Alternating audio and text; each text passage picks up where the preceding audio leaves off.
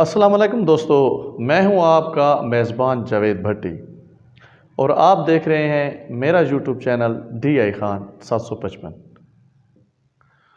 دوستو، آج پھر ہم نے اسٹوڈیو میں دعوت دی ہے مانی بھائی کو، تو چلتے ہیں آج کے موضوع کی طرف۔ مانی بھائی، آج کا سوال یہ ہے کہ حالیہ سیلاب جس کی وجہ سے ہمارے علاقے میں بہت بڑی تباہی ہوئی ہے، اور ایک وقت تھا جہاں ہر طرف پانی ہی پانی تھا، اور آج یہ حالات ہیں کہ پانی دور دور تک کہیں نظر بھی نہیں آتا، کیونکہ CRBC اس سیلاب کی وجہ سے بے شمار جگہوں سے ٹوٹ جانے کی وجہ سے مکمل طور پر بند ہو چکی ہے۔ تو اس CRBC کی بندش پر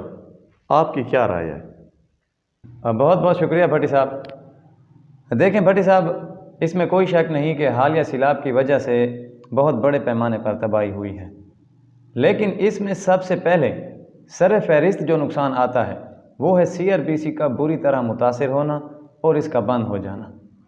بھٹی صاحب، ویسے تو اس سیلاب میں ہونے والے سارے نقصان ناقابل تلافی ہیں، لیکن CRBC کا بند ہونا اس تباہی اور نقصان میں ایک خطرناک حد تک اضافہ کرتا ہے،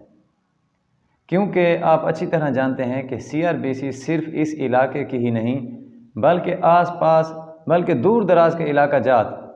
اور زرعی رقبہ جات کو سیراب کرنے کا واحد ذریعہ ہے۔ اس کے علاوہ پانی کی ضرورت کو پورا کرنے کے لیے کوئی بھی وسائل یہاں موجود نہیں ہیں، اور اس کی بندش جو کہ حالیہ سیلاب کی ٹوٹ پھوٹ کی وجہ سے ہوئی ہے، اس بندش سے بھٹی صاحب ایسے مسائل جنم لے رہے ہیں جو کہ اس علاقے کو اور اس علاقے کی عوام کو ایسی تباہی کی طرف لے کے جا رہے ہیں جس کا اندازہ لگانا مشکل ہے، جس میں سب سے پہلے کھڑی فصلوں کی تباہی ہے، اور اس کے بعد آئندہ سال کے لیے فصلوں کی کاشت، جس میں گندم اور کماد سر فہرست ہیں، ان کی کاشت تقریباً ناممکن ہے، اور اس کے بعد مال مویشی کے لیے گھاس کی بجائی بھی تقریباً نہیں ہو سکتی، اور اس کے علاوہ بے شمار ایسے مسائل ہیں جو کہ اس CRBC کے ساتھ اٹیچ ہیں۔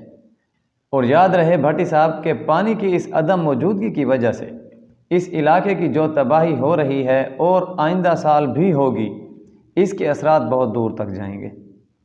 اور دوسری اہم بات یہ ہے کہ چلو سیلاب کی وجہ سے تو جو کچھ بھی ہوا سو ہوا، یہ تو کسی کے بس میں نہیں تھا، لیکن سوال یہ پیدا ہو رہا ہے کہ اس تباہی کا ذمہ دار تو ہم سیلاب کو ٹھہرا دیں گے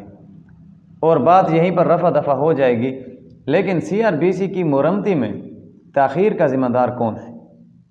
اور اس تاخیر سے جو مزید تباہی ہوگی بھٹی صاحب، اس کا ذمہ دار کون ہے؟ دیکھیں بھٹی صاحب، میں اس پر زیادہ لمبی گفتگو نہیں کروں گا اور بالکل سیدھا جواب دوں گا آپ کو۔ میرے مطابق اس تباہی کا ذمہ دار صرف اور صرف منتخب نمائندگان اور تمام سیاسی ارکان ہیں، جو کہ پچھلے کئی دہائیوں سے عوام کو اپنے مخلص ہونے کا یقین دلانے میں مصروف ہیں، چاہے وہ صوبائی لیول کے ارکان ہیں یا قومی لیول کے، سب کے سب اس تباہی کے ذمہ دار ہیں، اور اس CRBC نے ان تمام لوگوں کو عوام کے سامنے بالکل شیشے کی طرح کلیئر کر دیا ہے۔ یعنی CRBC کی مرمتی میں اس طرح مجرمانہ خاموشی نے یہ ثابت کر دیا ہے کہ یہ لوگ عوام کے لیے نہ کبھی مخلص تھے، نہ ہیں، اور شاید نہ ہی کبھی ہوں گے، کیونکہ بھٹی صاحب اس علاقے کی عوام کے لیے اس سے بڑی تکلیف اور کوئی نہیں ہو سکتی کہ اس وقت ان کے پاس پانی کسی صورت میں موجود نہیں ہے، نہ پینے کا، نہ جانوروں کو پلانے کا، نہ فصلوں کے لیے، اور نہ ہی باقی ضروریات کے لیے۔ بھٹی صاحب، میں سمجھتا ہوں اس وقت اس علاقے کی عوام کے لیے اس سے بڑی تکلیف اور کوئی نہیں، اور ایسی تکلیف میں مجھے آپ بتائیں کسی سیاسی شخصیت کا کوئی مثبت کردار سامنے آیا ہے؟ بالکل نہیں۔ یہ وہی لوگ ہیں نا بھٹی صاحب جو الیکشن کے دنوں میں عوام کو سونے نہیں دیتے اور پوری رات سڑکوں پر کاٹتے ہیں۔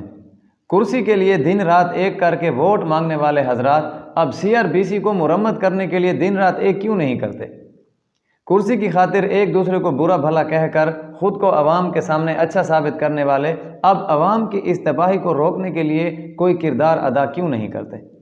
بھٹی صاحب، ووٹ خریدنے کے لیے کروڑوں روپے خرچ کرنے والے اب CRBC کو مرمت کرنے کے لیے اپنی جیب سے خرچ کیوں نہیں کرتے؟ دیکھیں بھٹی صاحب،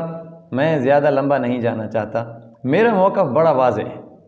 کہ یہ لوگ عوام کے لیے مخلص نہ تھے نہ ہیں اور نہ ہی کبھی ہوں گے۔ میں صرف اتنا کہوں گا کہ عوام کے پاس اب بھی وقت ہے، اپنے ووٹ کا صحیح استعمال کریں۔ جس دن آپ کے ووٹ کا استعمال درست ہو جائے گا، بے شمار مسائل ہمیشہ ہمیشہ کے لیے ختم ہو جائیں گے، اور اگر ووٹ کا استعمال اسی پرانے طریقے سے جاری رہا تو یہ مسائل بھٹی صاحب کبھی بھی ختم نہیں ہوں گے۔ تو بھٹی صاحب آج کی گفتگو کا اختتام اس بات پر کریں گے کہ میرا کسی سیاسی جماعت سے کوئی تعلق نہیں ہے، نہ ہی کوئی ذاتی اختلاف ہے۔ میں ایک عام آدمی ہوں، ایک پاکستانی ہوں۔ مجھے اختلاف صرف اس بات سے ہے کہ یہ لوگ عوام سے ووٹ تو لیتے ہیں مگر ووٹ کا حق ادا نہیں کرتے۔ اس بات سے مجھے اختلاف تھا اور ہمیشہ رہے گا۔